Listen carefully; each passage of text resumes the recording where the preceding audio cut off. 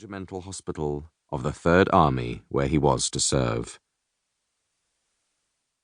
He was 22 years old, restless, resentful of hierarchy, impatient for his training to come to an end. For 3 years he had studied alone in the libraries, devoted to medicine with a monastic severity.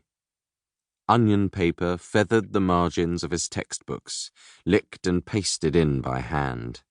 In the great halls, on gleaming lantern slides, he'd seen the ravages of typhus, scarlatina, lupus, pest.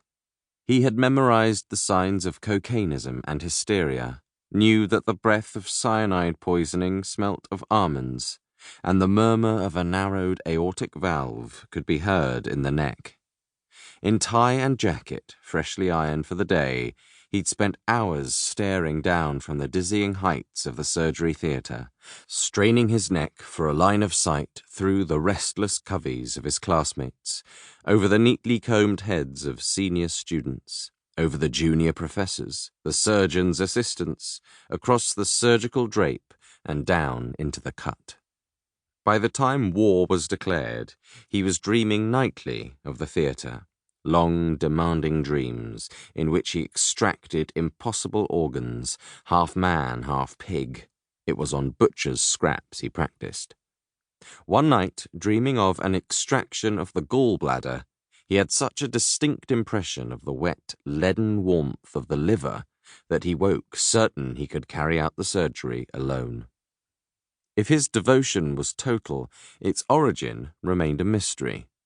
As a child, he had gazed with wonder at the wax cadavers at the Anatomical Museum, but so had his 3 brothers, and not one of them had turned to Hippocrates' art.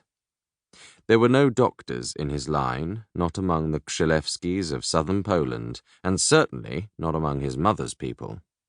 At times, cornered by some peahen at one of her unbearable receptions, he endured a condescending speech on how medicine was a noble calling, that one day he would be rewarded for his kindness. But kindness was not interesting to him. His best answer to what drove his endless hours of study was the joy of study itself.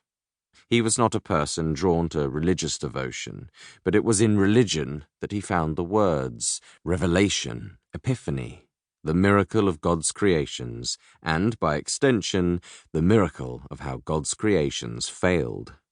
Study itself. This was, at least, the answer that he gave in his moments of greatest exaltation.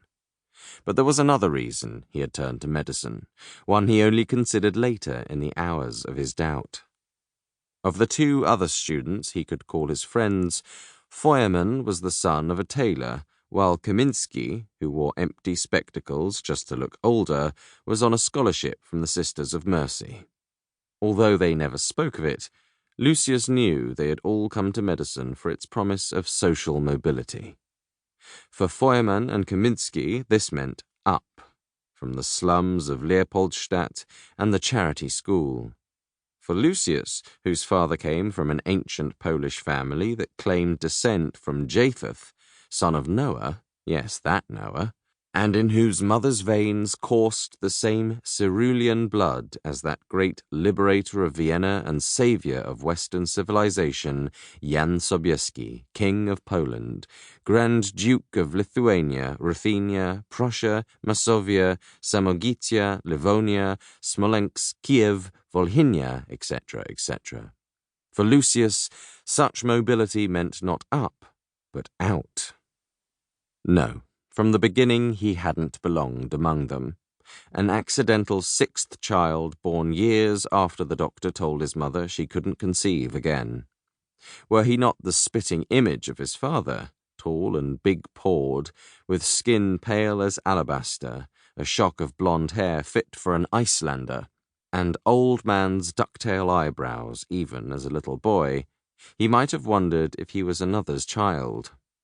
But the flushes of ruddiness that gave his father the hale glow of a knight who has just removed his jouster's helmet, in Lucius looked more like blotches of an embarrassed blush.